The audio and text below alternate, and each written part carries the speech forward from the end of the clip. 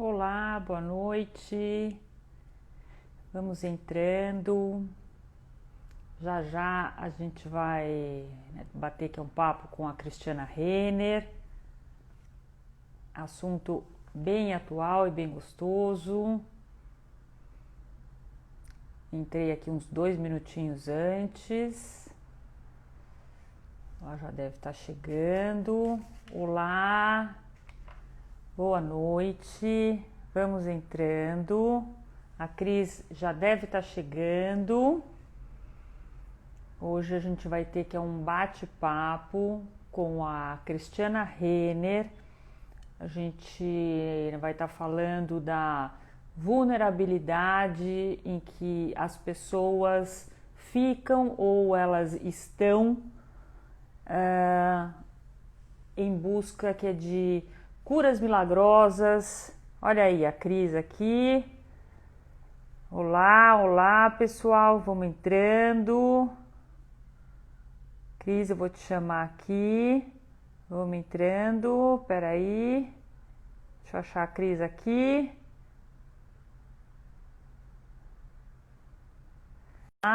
Boa noite, pessoal. Eu já chamei a Cris, estou aguardando ela entrar aqui para a gente já começar aqui o nosso bate-papo. 19 em ponto. Oiê! Tudo Alô, bem? boa Alô, noite. boa noite! Tudo Tudo bem? bem? Tudo, né? E você? Em Tudo ponto, jóia. pontualíssima. Bom, gente, boa noite para todo mundo. Boa noite, Cris. Uma honra estar outra vez aqui, você. Que delícia, Nanda, é amiga recíproco. querida. Fiquei Bom, muito feliz. hoje eu não vou perder um minuto com você aqui. Então, eu já queria aqui, que é para todo mundo, dizer, né, que eu tô com essa pressa toda, porque é um assunto que dá pano para manga. Sim, Então, eu só vou apresentar outra vez a Cris aqui, porque como isso fica gravado e muita gente vai assistir depois, Cristiana Renner, psicóloga, doutora em ciências pela Unifesp, mestre em psicologia clínica pela USP. E é só isso, né, que eu vou dizer, porque o currículo dela leva 1 hora, né, que é para falar. Bom, né, então vamos lá. A gente, né, discutiu muito antes sobre, né, como abordar, que é um tema super atual e muito delicado, mas em que a gente acha muito necessário. Então, eu, eu queria, né, introduzir ele assim, Cris. sim, Há muitos e muitos anos atrás, tá? A gente não tinha ciência, ou se tinha ciência, ela era muito, digamos, muito precária, né? Mas, e obviamente, usava-se o que se tinha. Então, ia-se que é na natureza, né, buscar coisas, ia-se que é nos chefes, né, que é das tribos, ia-se que é, bom, ia-se que é em, né, tal, curandeiros, ia-se que é nas pessoas em que tinham que, de uma certa forma, alguma evidência maior que é no grupo, né? sim. Acreditava-se que é naquela coisa. Com o passar dos anos, e hoje, em pleno século XXI, a ciência já está muito avançada. E se Deus quiser, ainda vai estar muito mais avançada daqui a alguns anos. Então, a minha colocação é a seguinte: em pleno século XXI, por que ainda há um grande chamariz, tá? Que é pelas chamadas curas, pelos tratamentos, tá? Então há que é uma busca muito grande por tudo em que é mágico, por tudo que é milagroso, não ligado à fé, tá? Milagre que é no sentido mágico da coisa. Ou seja, a gente pega, daí vê, né, eu vou perder, né, então, 2 quilos em um dia. Eu vou, né, usar, né, uma erva X em que é para não ter mais, né, então, pressão alta. Eu vou, né, seguir que é o, né, guru X, porque aí, né, eu não vou ter mais angústia. Eu Sim. vou, eu vou, né, seguir que é o, né, e tal, é xamã Y, porque ele tem 90 mil, né, então, aí, seguidores, né, então eu vou, né, ficar zen. Eu vou, quer dizer, tem vários tipos que é de cura, mágica e tudo. Por que as pessoas ainda optam mais por isso do que, né, seguir alguma coisa científica? Então, eu vou Então, abrir com isso, vai. perfeito. Vamos pensar juntas, né, Nanda? Sim, Eu acho que tem vários pontos, várias possibilidades. A primeira delas é justamente tem uma questão da novidade, né? certo? Então, quando a gente pensa, por exemplo, numa questão de vou emagrecer, nós sabemos o caminho, né? Eu gostaria de perguntar quem não sabe o caminho para o Exato. emagrecimento, né? Lógico que há obstáculos, há pessoas que têm mais dificuldades. Só que daí, quando surge uma novidade, né? E muitas vezes a novidade vem com uma jogada de marketing, vem com ah, com uma questão de justamente um chamariz, né? Olha, este tratamento é diferente por causa disso e eu vou te proporcionar isso. As pessoas tendem a buscar por uma curiosidade inicialmente, mas depois, Nanda, tem essa questão da duas, de novo. Tem a questão da dor, do sofrimento que a pessoa está sentindo, mas tem a questão da baixa tolerância à frustração. Eu quero tudo imediatamente. Entendi. Principalmente nesse nosso mundo tão rápido, tão digital, né? Tão tudo com um toque. E por que eu não vou conseguir a cura? Porque eu preciso com um toque, com uma sessão, enfim, conversa com um guru. Por que eu não vou conseguir isso, né? Se é tão mais simples ou tão Certo. mais misterioso ou rápido, né? Então tem uma ansiedade. Então a gente já junta um componente muito atual, né? Quem que também não tem um nível de ansiedade muitas vezes um pouco acima da média, e essa ansiedade faz com que as pessoas busquem tratamento sem uma comprovação científica, sem saber se realmente elas vão encontrar o que elas estão buscando lá, né? Entendi. Bom, eu já acho que é um né, bom assim, argumento, né, em que é para justificar essa assim, né, busca, né, então, né, desenfreada por uma coisa né, em que eu né, desconheço, né? Sim, Porque assim, né, Cris, vamos né, combinar de que, né, eu digo eu, você, né, nós todos, né, então deveríamos, antes de aderir a qualquer tratamento, a qualquer coisa, a gente né, deveria né, procurar saber mais sobre a coisa que a gente vai aderir e sobre o profissional ou a profissional né, em que vai aplicar este tratamento oferecido. Porque senão a gente incorre, digamos, né, num né, risco que é de né, cair no né, charlatanismo, por exemplo, este nome dá, né, em que é para mim né, dizer, porque ele já foi julgado e tudo num João de Deus, certo? sim, Né, sim, em que ofertava, que é para todo mundo, curas, né? Vinha gente que é do mundo todo, né, certo?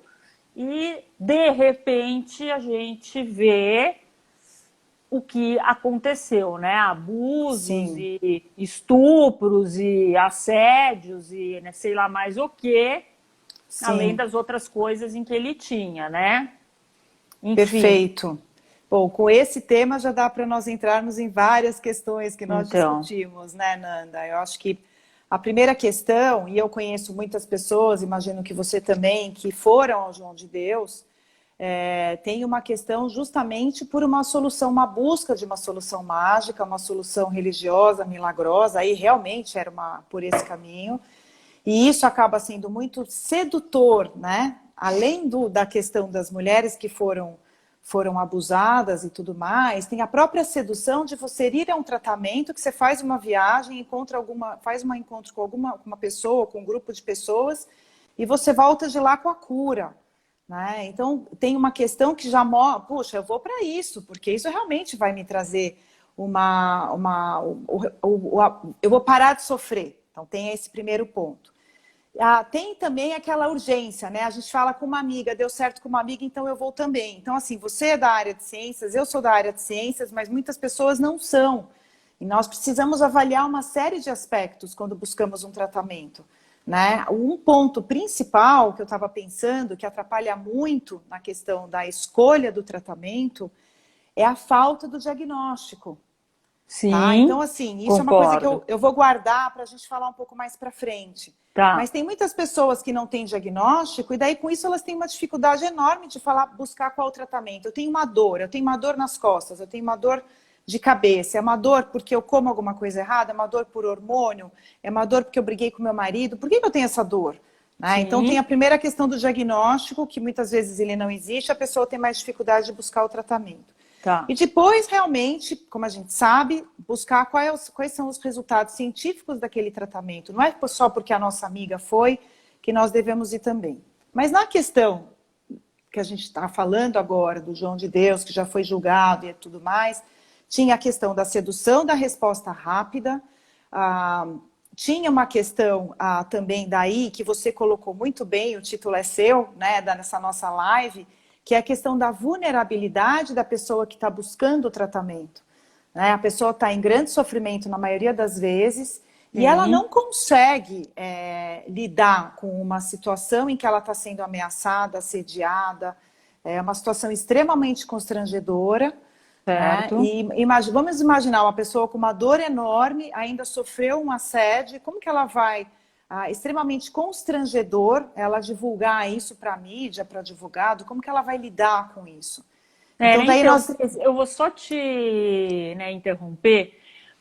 Como tem uma outra pessoa em que já foi, né, já teve que é o seu CRM, né, cassado, né, em que Isso, foi, que é o nutrólogo, né, em que eu, né, postei, então também dá, né, em que é para, né, tal, falar, ele está condenado aí na segunda, né, instância.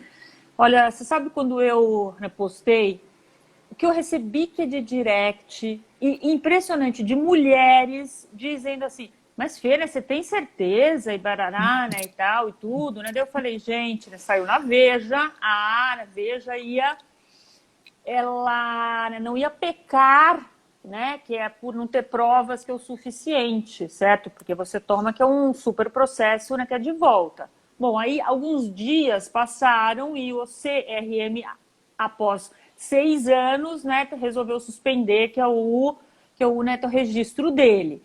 Aí, perfeito. um monte de amigas minhas, né, e tal, até conhecidas minhas, né, falaram assim, mas escuta, mas que mulher vai no nutrólogo e não sabe que não é para tirar a calcinha? Então, eu né, queria né, que você dissesse o quão a mulher fica vulnerável, o quão não é culpa da vítima, porque né, eu não aguento esse tipo que é de né, pergunta, sabe, Cris? Sim, é um assunto denso, fundamental, Mental, mas que precisa ser importante, falado. precisa ser falado. Eu estou escrevendo um livro que tem uma parte do livro que é justamente sobre a vulnerabilidade da mulher. Na realidade, o tema é outro, mas a questão da vulnerabilidade da mulher faz parte. Veja, primeiro que tem mulheres que não sabem mesmo, né? Tem Sim. coisas que tem mulheres que não sabem, não aprenderam dos pais, não sabem exatamente o que é um nutrólogo, o que é que ele precisa saber. E tem, mas mais importante que isso, Nanda, tem uma questão da dificuldade que a mulher tem de se defender de diversas situações. Né? Da dificuldade da mulher de, por exemplo, quando eu oriento pessoas, quando eu oriento família e tudo mais, jovens adolescentes, quando vão andar de metrô, qual a orientação que você dá? Se alguém passar a mão, o que uma menina de 15 anos que está no metrô, que aliás eu já coloco aqui, eu acho, dos locais mais seguros de São Paulo, né? Tem muita gente que eu conheço que anda de metrô e tudo mais. O que uma menina de 15 anos deve fazer no metrô se ela sentir que alguém passou a mão nela? Será que quem está assistindo a gente aqui sabe o que fazer? Né? O que ela vai fazer? Ela vai dar um berro. Na hora ela vai dar um berro. Mas olha que constrangedor. Vai dar um berro no meio do metrô, uma menina de 15 anos, todo mundo vai olhar para ela. Né? Mas uma vez que ela dá um berro, todo mundo presta atenção, olha para a menina. E para quem não anda de metrô, né, tem uma gravação que passa a cada 5 minutos falando: precisamos delatar abusos, precisamos nos proteger, fique atento, qualquer problema você deve falar com o funcionário da linha e tudo mais. Então, assim, inicialmente a gente já sabe que se isso acontecer alguma coisa, né, uma menina não vai berrar no meio do metrô do nada, provavelmente aconteceu alguma coisa, vai haver uma proteção e as pessoas ajudam. Ney, que você sabe que eu vou, né, contribuir mais ainda. Este berro, a gente está no curso que é de primeiros socorros, a gente né, orienta mundialmente, né, que não é, né, que é para gritar socorro, porque socorro a maioria não ouve, né, mas é para gritar fogo, fogo. Todo mundo para, todo mundo ajuda e todo mundo olha presta o que atenção. está acontecendo, né? Então fica mais essa dica. Perfeito! Não grite socorro quando você está sendo assaltado, assediado, tudo. Você grita fogo, que todo mundo vai socorrer.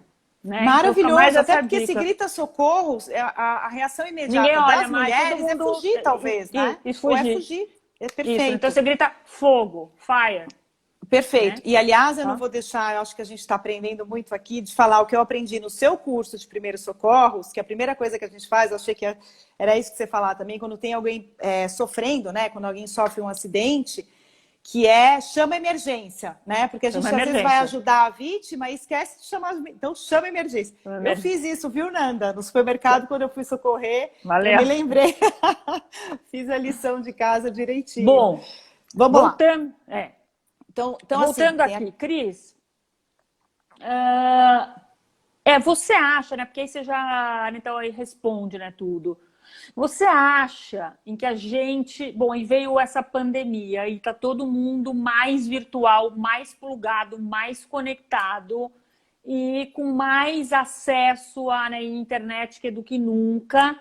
Sim. Você acha que de alguma forma isso contribuiu mais ainda, que é para que a gente passasse, né, que é para essas pessoas em vulnerabilidade emocional, né, tivessem mais fragilizadas emocionalmente, se grudassem, se fixassem nessas pessoas, nesses gurus, nessas pessoas em que vendem, a meu ver, soluções mágicas, né? Soluções milagrosas, né? Enfim, vendem, né, frases bonitas, né? Palavras benditas e tudo. Sim, sem dúvida, né? Nós tivemos uma questão de saúde mental, na realidade o termo é doença mental, né? Tivemos que cuidar muito da nossa saúde mental na pandemia. Eu tenho certeza que na sua família, na minha e na de todos. Isso é importante. Sim. Porque não são só os meus pacientes, né? Nós percebemos essa dificuldade enorme. E uma urgência, uma troca de WhatsApps e de mensagens na pandemia, com todos em casa. O que você está fazendo? Eu estou fazendo yoga no Instagram tal. Eu estou fazendo meditação com a pessoa tal. Eu mesma fui fazer meditação com a pessoa tal, né? E... sim, tem de novo uma necessidade pelo sofrimento, tem um sofrimento, uma necessidade urgente por busca de soluções mágicas, a gente tem que tomar cuidado com isso. E tem uma questão no tratamento de saúde, Nanda, que nós sabemos que é importante ressaltarmos, que é a questão também da indução à cura, né? Tem a questão do efeito placebo. Nós não podemos esquecer que há sim pessoas que melhoram simplesmente olha, você vai melhorar com essa medicação, né? E às vezes a pessoa está recebendo um placebo e cientificamente já se comprovou que há uma melhora de um X%, aliás, eu não me lembro, se alguém tiver aqui o dado, Sim. coloque para nós, dessa questão do efeito placebo. Mas o problema é quando essa pessoa está vulnerável a um guru, né, a um profissional que está vendendo um serviço, às vezes desconhecido, ou às vezes é uma pessoa que tem uma série, milhares de seguidores, e nós acabamos achando, puxa, tem vários seguidores, eu vou também nessa, e acaba sendo seduzida ou caindo numa situação de abuso, de assédio, de violência sexual, e a pessoa que já está vulnerável, como a gente falou no começo, não consegue sair dessa situação. Tem curiosamente, nessa semana eu estava assistindo um episódio do Brooklyn Nine-Nine com os meus filhos, que eu adoro, que é super divertido, inclusive tem algumas questões bastante interessantes, politicamente corretos e tudo mais, que tem na Netflix, e justamente o episódio, faz 2 dias, Nanda, curiosamente, era o episódio de uma mulher que tinha sofrido assédio no trabalho, e ela tinha 3 opções. Ela tinha a opção de fechar um acordo de 2,5 milhões de dólares e não falar no assunto. Ela tinha a segunda opção de delatar e sofrer todo o constrangimento do processo judicial. Então, olha como é complicado, né? Muito. A pessoa sofreu a violência e já colocam nos ombros dela, você vai sofrer nesse processo judicial. Quer dizer, tá tudo errado, né? E a própria questão de que a pessoa só é declarada culpada no final do julgamento, né? Até então ele é inocente, a pessoa que cometeu o assédio, o abuso e tudo mais. Inclusive lá no próprio episódio isso é dito. E sempre, como você mesma disse, a vítima sendo questionada, mas será que ela não induziu? Mas será que ela foi com a saia muito curta? Né? Então tem uma questão de falta de proteção à mulher. Né? É inacreditável em 2020 nós ainda termos isso. Né, Nanda? E nesse episódio, justamente era discutido o que é que deveria ser feito e tudo mais. Imagina, um acordo de 2,5 milhões de dólares, está na cara que o chefe realmente tinha cometido assédio, e a pessoa acaba decidindo ir a julgamento e ela ganha, só que no final ela acaba pedindo demissão porque ela perdeu completamente o clima para se manter no emprego. E há um constrangimento no final, a policial fala, puxa, eu te levei ao julgamento, você não ganhou dinheiro, você perdeu o seu emprego. Né? Então, olha quantas coisas, por isso que eu acho que muitas vezes é tão difícil para as mulheres também pedirem ajuda, porque tem muitas coisas em jogo.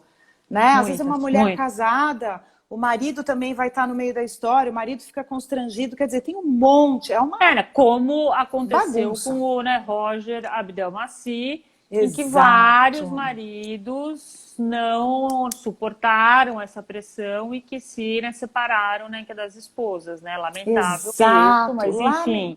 E que falta de proteção, né? Mas aí o que eu achei interessante do finalzinho desse episódio, só para fechar, foi o seguinte, a vítima, ela disse, não, foi muito bom, eu ganhei essa causa, né? Eu perdi meu emprego, mas eu ganhei essa causa. E você falando para o policial, você me deu segurança para correr atrás disso e para ganhar esse julgamento e para considerá-lo culpado. E daí, ao final, a policial mostra uma outra mulher falando, e não foi por nada que você fez isso, porque você abriu porta para outras fazerem a delação. E tinham mais 2 lá para fazerem uma delação também do mesmo diretor e chefe. Então, a questão é a seguinte, né? É importante que haja a delação e é importante que haja uma união das mulheres, e sinto muito, porque realmente o assédio acontece com as mulheres de maneira maior, mas não só com as mulheres, é com as mulheres, são com as minorias, tem os homossexuais, né? Com todas as minorias, mas também...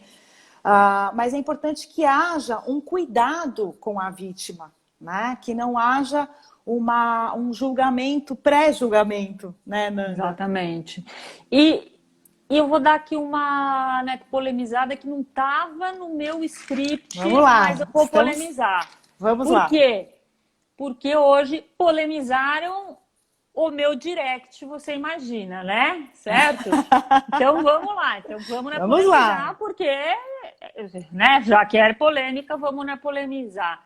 Sim. Cris, muita gente falando assim, tá bom, foram buscar cura mágica, foram buscar solução mágica rápida, foram buscar... foram buscar. Qual é a tolerância para o apaixonamento da pessoa que você foi buscar, que é o tratamento, e para o abuso? Por quê? Porque eu escutei que é o seguinte, e o profissional ele não pode mais se apaixonar pela paciente, a paciente ela não pode mais se apaixonar pelo profissional, seja mulher, seja homem, homem, né, mulher, né, enfim... né? Então aí qual é a culpa? Né? Então não é vítima, então deixa de ser vítima, então não sei o quê. Eu tenho a minha opinião quanto a, né, profissionalismo, né? Enfim, né? Mas queria saber a sua. Perfeito, perfeito, ótimo. Vamos falar juntas, e meninas e meninos, pessoas que estão nos assistindo, comentem. Veja, não dá para a gente querer abraçar o mundo, né, Nanda? Não dá. Né? Então, o que acontece? Isso é uma coisa que as pessoas, meus amigos sabem, né? Já me perguntaram isso. E eu acho que isso não só na questão da psicologia, mas na questão de outras profissões. Outras também, áreas, sim. né? Então, às vezes as pessoas perguntam, mas tal pessoa, não sei quem, você já se apaixonou por paciente, o que for, quando era solteira, enfim, sempre houve essa pergunta, né? E eu acho que tem uma questão de profissionalismo. A partir do momento que a pessoa entrou no meu consultório, acabou, aquilo lá já muda a relação. A pessoa torna-se meu paciente, eu sou responsável pelo tratamento emocional daquela pessoa e de forma alguma eu posso permitir que haja qualquer insinuação ou qualquer situação de sedução, de relacionamento, de amizade colorida, do nome que quiserem dar, né? Tanto que o nosso trabalho de psicologia ele é feito dentro de um setting ou num vídeo. Hoje online, né, é um vídeo, mas de forma alguma numa sala num bar para beber ou num café para tomar um café. Mas aí depende de cada profissional. Né? Tem mesmo, mas é um dentista. O dentista isso não pode acontecer. Tem um outro filme que eu estava assistindo recentemente, também vinha uma situação dessas. E era uma coisa muito mais simples. Uma situação que eu vi acontecer muito. E você deve ter visto também, que são professores que se apaixonam por alunos, sim, professores homens ou professoras mulheres. E, curiosamente, eu achei muito interessante, de novo, não dá para querer abraçar o mundo. Né? Surgiu uma situação de sedução, o professor deixou claro, olha, agora ficou difícil eu trabalhar com você, era um trabalho de orientação de mestrado, alguma coisa assim. E a aluna pergunta, o que você sugere? Eu falei, eu sugiro que a gente pare por aqui o nosso trabalho. Né? Porque vai ser difícil eu criticar o seu trabalho com esse jogo de sedução que está acontecendo aqui. Eles encerram ou é uma coisa ou é outra, quer dizer... Ou é uma coisa ou é outra. O que eu então aí respondi, né, que para quem colocou esta, né, questão, todos nós estamos sujeitos ao apaixonamento, porque a paixão é uma coisa meio fogo, né? É fogo, sim, aconteceu, certo? Tá, mas... Sim. E se houver o apaixonamento, tem a escolha, certo? Então você continua mas a profissional desta pessoa ou você vai, sei lá, namorar essa pessoa, casar com essa pessoa. Exato. Certo? Agora a escolha... As duas coisas não dá para ser. Não dá. Agora, precisa vir do profissional. A escolha, a decisão. E nós, que quando buscamos um tratamento, temos que saber se começa a haver um envolvimento com o profissional, tem alguma coisa errada, porque a coisa perdeu o foco. Nesse caso desse filme, eu achei muito bonitinha a história, porque eles terminam o vínculo professor-aluna, ele fala, não vou mais te orientar. Quando ela sai da sala, ele vai buscá-la no corredor, olha para ela e fala, mas vamos jantar hoje à noite? Pronto! Entendeu? Acabou. Pronto, mudou. Né? Agora, Cris, diga. Vamos lá. Voltando, né? Olha aqui, né? Conheci que é o meu marido que é no consultório e até hoje ele fala que eu fui hiper séria como profissional, bate-papo, depois de 6 meses. Então, quer dizer, Priscila, são querida. escolhas. Sim. São escolhas, quer dizer... o que eu tenho então respondido é que o apaixonar é lindo. É lindo. É maravilhoso. Apaixonou, se houve apaixonamento, que é do né, guru, que é do xamã, que é do pajé, que é do sei lá quem, né? Tá? Houve. Né? Então tá bom, você vai decidir, você vai tratar, ou você vai casar, ou você vai namorar, ou você vai fazer o quê? As duas coisas é que não rola ser junto, né? Agora isso tá? quando tem uma questão de paixão. Agora, era isso que eu ia falar agora para você. Muita gente acha que a vulnerabilidade, mulheres em vulnerabilidade, crianças em vulnerabilidade, são aquelas pessoas, vulnerável era você morar na favela. Porque eu também né, escutei isso. Porque como a mídia né, coloca... Né? Então, população em vulnerabilidade. Né? Então, é o morador de rua. É a pessoa que mora que é na favela. Né? Então, vamos dar aqui que é uma explicadinha. Vulnerabilidade. Você está vulnerável. Você está propenso a... quer dizer, vamos assim falar que é da nossa área, Cris, né? Dependência química. Uma menina, uma mulher, né, que está sob efeito de álcool. Perfeito, ótimo exemplo. Álcool, né? Não tem que... o homem, o menino, ele tem que saber que ela não está consentindo em nada. Mesmo que ela diga... puxa, vamos transar, vamos fazer alguma coisa, vamos não sei o quê. Ela está fora da sua lucidez. Ela está alcoolizada. E que depois, e se ela não gostar, e se ela fica avexada, se ela ficar, ai, nossa, o que eu fiz? Que ele vai poder, sim, ser processado por estupro de vulnerável. Exato. Haja visto que é o caso Robinho. Que também dá para né, falar, porque ficou na mídia, né? Então agora. Ficou na mídia, foi julgado e tudo mais. Né? Lógico. E que ele diz, né? O que essas feministas elas estão fazendo. Graças a Deus está tendo esse movimento, né? Sim, porque exatamente. Aquilo foi tão absurdo, né? Sim, então, eu tô vulnerável agora, porque eu tenho um gato interrompendo a live. Deixa eu tirar ele da mesa. Não, deixa ele aí. Não, deixa ele aí. Quer dizer... Tava segurando o celular agora, mas vamos lá. Hoje eu né, escutava a Ana Paula Souza, né, que né, lançou que é o livro Abuso, que é a né, então, jornalista, né, então, falando hoje cedo, né, que era uma live, né, então aí falando assim, gente...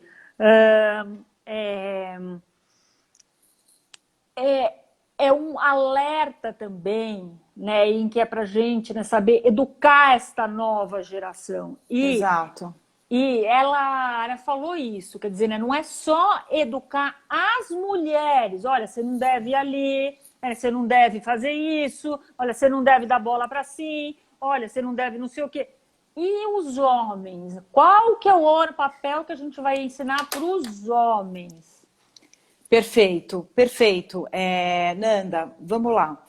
Queria colocar só uma questão do último ponto que nós estávamos falando, da questão que também é uma vulnerabilidade, é meu gato aqui, devia ter prendido ele, que é a questão quando uma pessoa busca um tratamento, se apaixona pelo profissional, né? E nós temos que separar as caixinhas, né? Uma coisa é quando surge uma paixão e vai haver relacionamento ou não. Uma outra coisa é quando há uma situação de abuso, assédio e tudo mais. Né? São caixinhas separadas, são situações separadas. Mas em ambas as situações, a pessoa que busca o tratamento está vulnerável. Né? Uma mais, outra menos.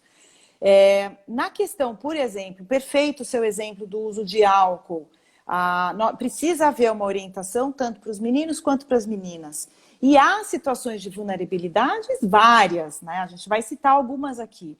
Então, a questão do álcool, sim, meninos e meninas que saem, jovens que saem e bebem, os meninos, vou só confirmar o que você disse, né? Não vou nem repetir.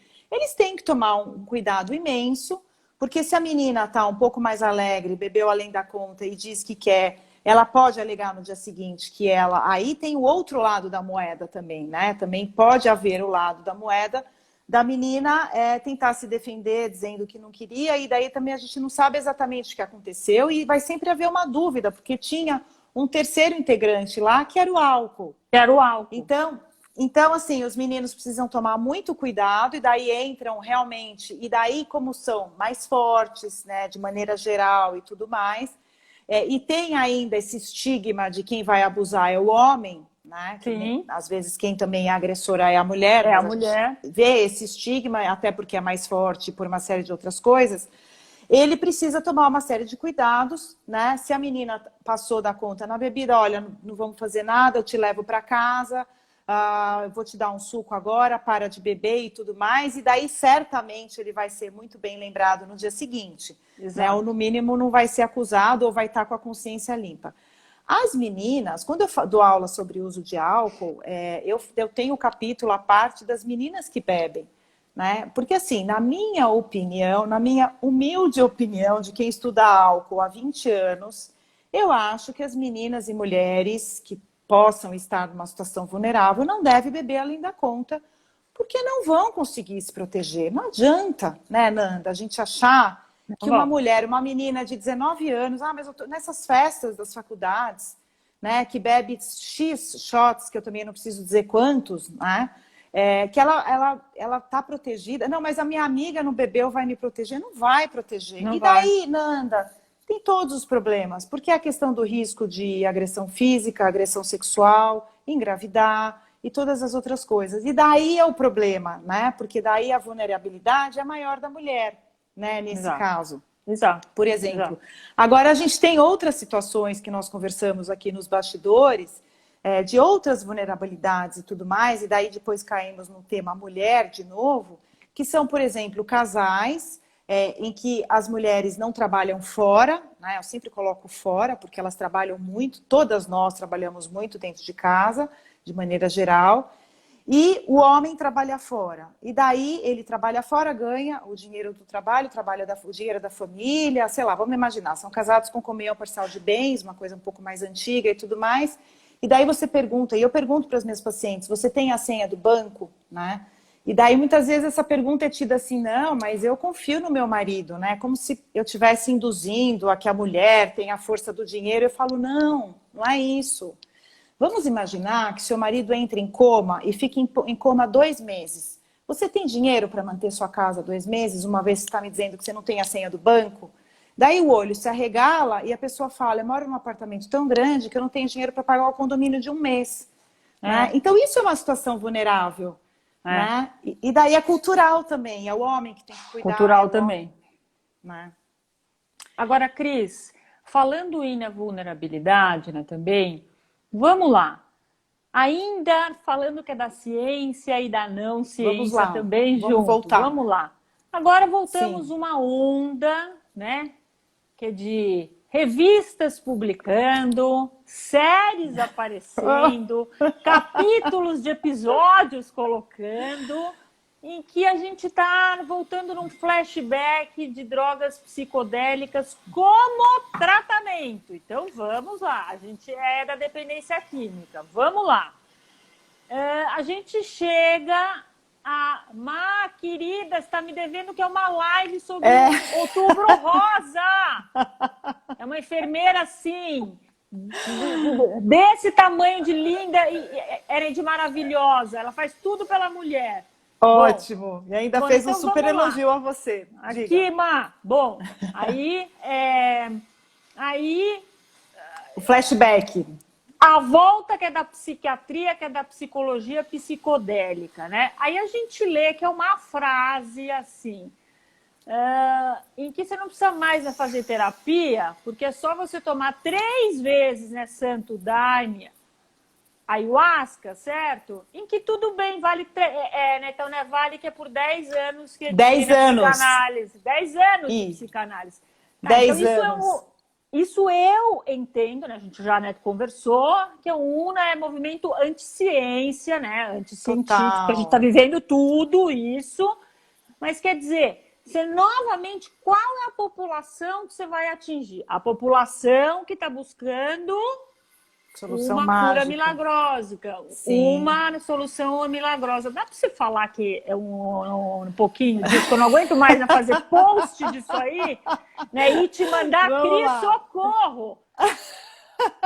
Bom, domingo de manhã estávamos nós, né, Ananda? Isso. Primeiro, maravilhoso o seu trabalho de ler as reportagens, divulgar, postar. Você me mandou a reportagem dessa revista, eu mandei para a equipe do Arthur Guerra, na qual eu trabalho há 10 anos. Danda, querida, mandando um beijo para a gente. Prima linda.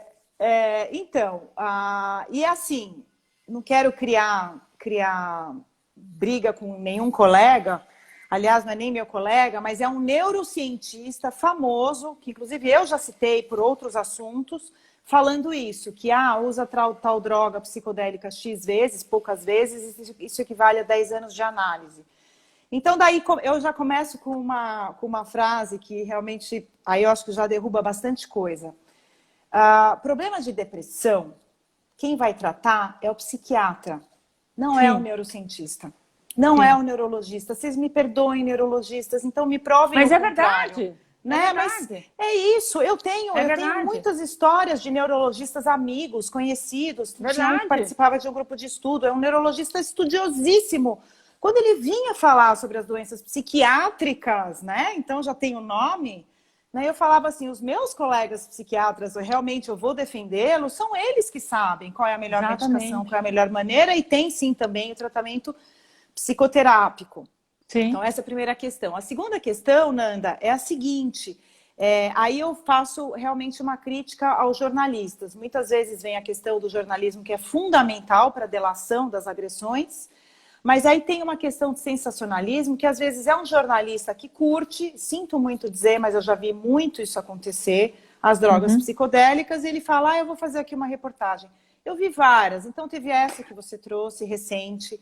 Isso, né? Daí teve que a da Veja Saúde dessa semana também, né? Em que eu postei, fiz questão que é de postar, né? Então tem leite, tem um seriado que é da Netflix, que é o que a Veja, né, e tal Saúde posta, né? Que eu fui ver, que é o seriado, uma apologia a adultos tomando leite, né, então é materno, veneno, né, que é de abelha, Santo Daime de novo. Sim, de novo. E eram umas loucuras, né, em que tem lá, como cura mágica. Cura mágica. Que era o nosso tema de novo, entendeu? Exato. Como cura mágica. Exato. E daí entra um pouco, um tanto de sensacionalismo, porque assim, essa coisa do Santo Daime, quando eu estava na Unifesp estudando em 2006, a gente estudou muito isso, falava-se muito disso.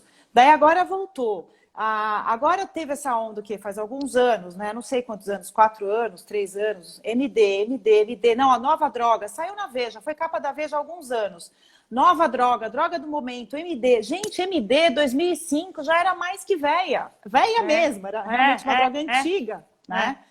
E a revista Veja, bom, estou citando, mas é um veículo que eu adoro. Saiu. Inclusive, citaram o meu trabalho há um tempo atrás, recente e tudo mais, mas a revista Veja colocou em 2009 a capa que dizia o seguinte, só eu uso em quase todas as minhas palestras, né?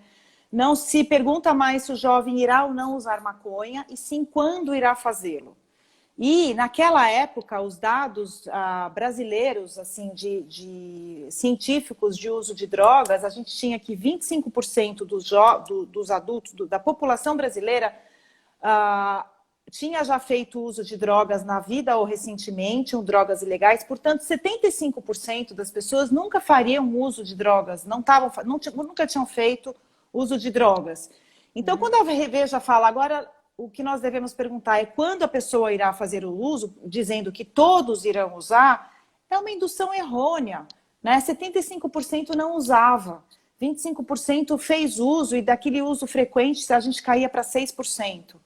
Então a gente tem que tomar cuidado. Agora realmente agora vamos para os dados, né? Tem pessoas falando das drogas psicodélicas, da ayahuasca, do Santo Daime, do tudo mais.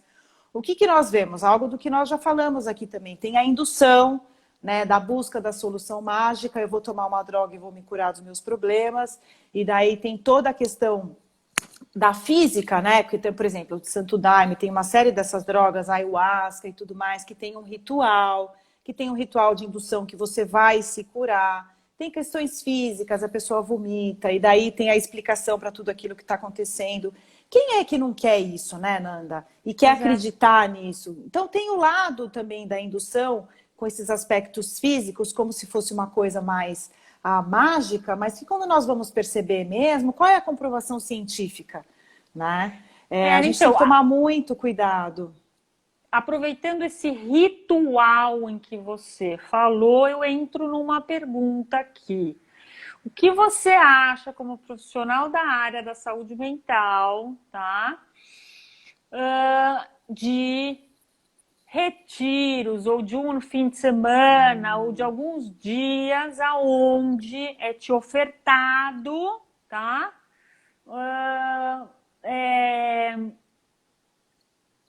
Né? Em que você X, né? X coisa, mas que faz parte a privação de sono, Cris. É de chorar, porque né? a gente é da área e a gente sabe que privação de sono é um dos métodos usados, né, para tortura, porque você fica em vulnerabilidade, você fica vulnerável física e emocionalmente. Começa daí, confere? Confere, totalmente. Tanto que, pensando na prevenção, o que a gente fala para os nossos jovens? Vocês precisam dormir. Se a pessoa dorme, ela tem equilíbrio emocional, ela tem imunidade, ela tem saúde física. Então, perfeito, é isso mesmo. Né? Então, assim, muitas vezes tem aquele dia, né, que você não dormiu bem, você está numa noite assim, você está mais angustiada, ansiosa, meio depressiva, acha que hoje não tá legal, está chorosa e tal. Muitas vezes, né, você precisa dormir. Deita e dorme. Aí vê como você vai acordar. Sim, e às vezes eu falo até para dormir no meio do dia, 15 minutos. Né? É uma coisa que eu... Sim, super. E tem gente que se adapta muito bem. E tem essa questão, é impressionante a mudança, né, daquele descanso. Nanda, esses retiros, é assim, de novo, né? Cadê a comprovação científica? Porque como que eles chegam, né? É um final de semana que você vai e que você não pode contar para ninguém. Começa com isso, né? A pessoa volta do retiro e você fala assim, não, eu não posso contar para ninguém. Então não se sabe o que aconteceu lá. Então daí entra aquele ponto que eu tinha falado no começo, o mistério, o ponto que você traz, solução mágica.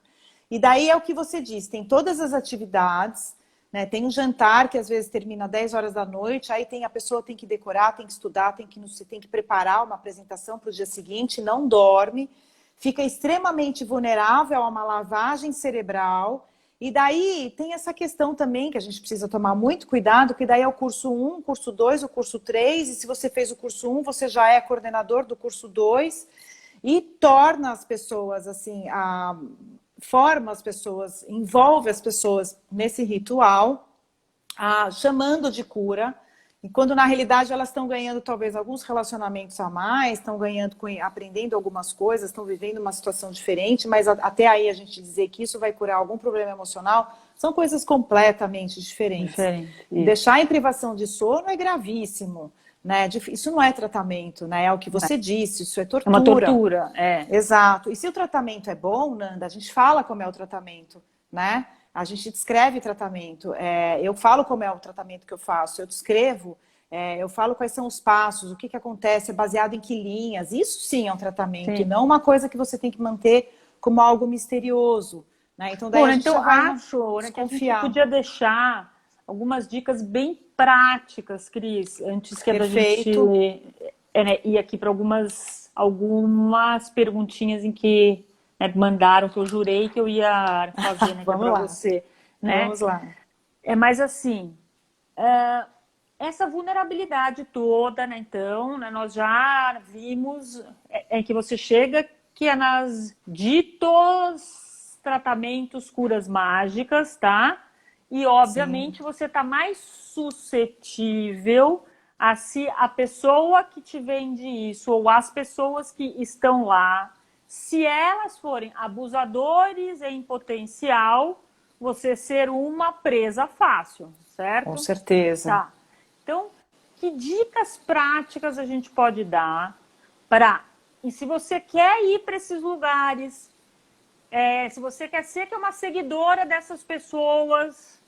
em que surgem, né? Porque surgem. Se Surgem. você quer ir, né, por assim, curiosidade, né, se você quer conhecer quais cuidados vocês podem, quais cuidados nós todos devemos ter. Vamos lá. Sim. Bom, primeira questão, vamos lá. É a mais básica e simples. Eu estava pensando aqui, buscando uma solução mágica. Na realidade, não é uma solução, mas uma resposta. Qual é a primeira coisa? Nanda, quando nós buscamos um tratamento, primeira coisa que falamos aqui, nós precisamos de um diagnóstico, tá? Isso. Só que quem vai dar o diagnóstico é o profissional que vai nos tratar. Perfeito. Sim. Então, isso é o primeiro ponto, né? Retiro não trata, né, as doenças, as dores e tudo mais. Retiro pode ser um caminho para o tratamento, mas precisa haver um diagnóstico para o que está acontecendo. Agora, a segunda coisa... Ou diga. seja, eu vou dar uma complementada. Perfeito, vamos lá. E se você está com um problema de visão, né? Você não está enxergando bem, mas você quer ir no xamã sei lá, serra, que é da Mantiqueira, porque ele vai, né, então, pingar óleo de girassol. Perfeito. Primeiro, você tem que ir no médico oftalmologista para ele diagnosticar em si, você não tem uma doença dos olhos. Perfeito. E se você tem uma ansiedade, você tem uma depressão, você tem uma angústia, você deixou de ter vontade, que é na vida, prazer na vida, você tem que ir no médico psiquiatra para saber o que você tem. Ou um psicólogo. Ou um psicólogo. Perfeito. Se você tem uma dor no peito, coração, você está com a pressão alta, tudo, você tem que ir num cardiologista para fazer um diagnóstico. Você tem uma dor de dente, mas aí você quer ir na benzedeira. Você até pode ir na benzedeira, mas primeiro você tem que ir no dentista para ver a dor de dente. É isso? Isso. Agora tem uma outra questão que a gente precisa ter em mente. Eu, por exemplo, tive tive um caminho difícil de tratamento, até conto, tive uma dor nas costas longa, crônica e tudo mais. E a gente precisa entender que às vezes a pessoa vai ao médico, busca solução, busca diagnóstico e não há. Eu fui em 14 profissionais. Eu fui em ortopedista, fui médico homeopata, quiropraxista e por aí vai a lista. Então, daí a gente tem que entender que, às vezes, também tem uma outra questão, só para a gente colocar um ponto, que é... Travou? Só olhando aqui minha bateria. Que é que, às vezes, o diagnóstico não vem tão facilmente, principalmente dor nas costas. É uma coisa que qualquer adulto, quando tem um raio-x, uma ressonância, todos os adultos vão ter uma série de problemas nas costas, mas não necessariamente é o que causa dor e tudo mais. Então, essa é uma primeira questão. Então, daí tem uma dificuldade na busca por diagnóstico. Então, a gente precisa entender isso também, né? E eu também saliento aqui, daí é uma coisa bastante, que eu estudo bastante, estou lendo um livro que chama The Divided Mind, que é interessantíssimo, que traz a questão dos problemas emocionais que provocam dores. Sim. Né? E daí são essas pessoas que muitas vezes não encontram a solução no médico e vão buscar, talvez, o xamã, o guru e tudo mais, porque não encontrou a solução na primeira parte. Né? Indo buscar essas outras coisas, como diz aqui que é o Fernando, que a mãe dele fez todas as simpatias para, então bronquite, colocou, então tartaruga debaixo da cama, não sei o que, todas essas coisas, em que a gente sabe, tá?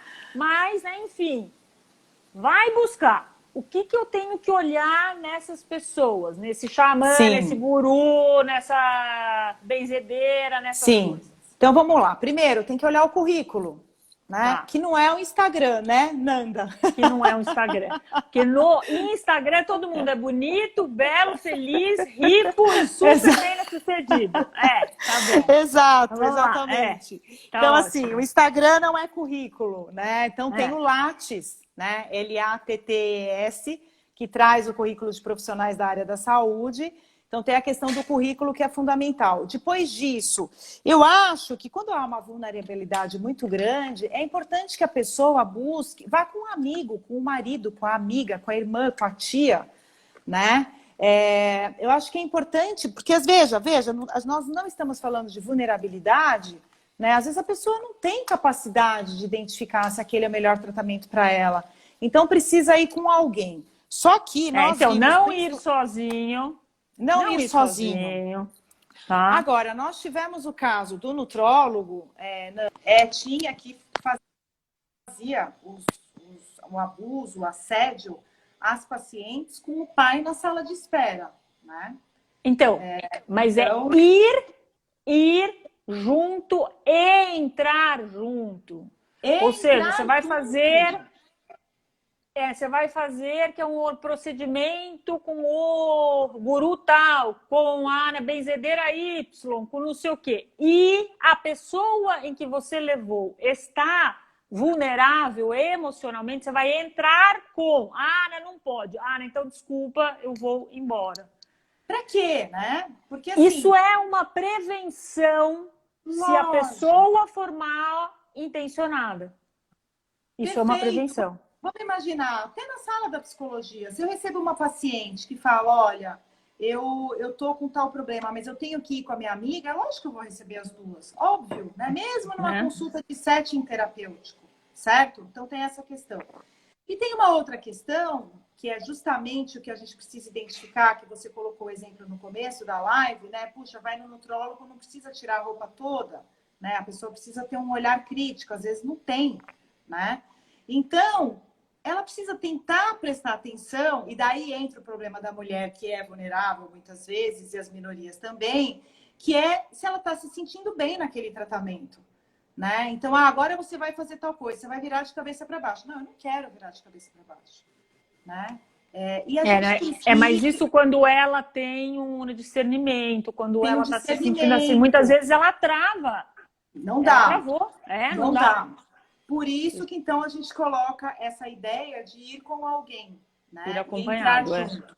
Mas isso eu tô falando nos casos suaves, né, Nanda? Lógico, no caso de assédio, a pessoa não consegue se defender, ela se sente numa situação extremamente constrangedora e muitas vezes não consegue nem delatar, né? Mas, às vezes, tem outras situações em que nos colocam que a gente fala, não, isso eu não quero fazer, né? E então, mulher que estiver escutando aqui, ou que vai nos escutar, porque isso aqui vai mais que de 1000 pessoas escutar, né? Se não se sentiu confortável, que de contar para o marido, porque está envergonhada, porque para a mãe, que é para o pai, para não sei o que, sempre você tem que é uma melhor amiga.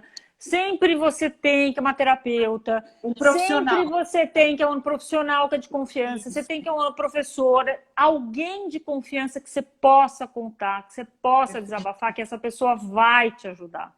Exato, certo? Exato. Né? A gente precisa mudar isso, né, Nanda? Precisa falar, precisa falar. Amparar. Cris, a gente tem 1 minuto para você se despedir. Eu já deixo o meu agradecimento para todo mundo. Se alguém ficou com alguma pergunta, porque ainda tinham várias perguntas aqui, você vai voltar, óbvio.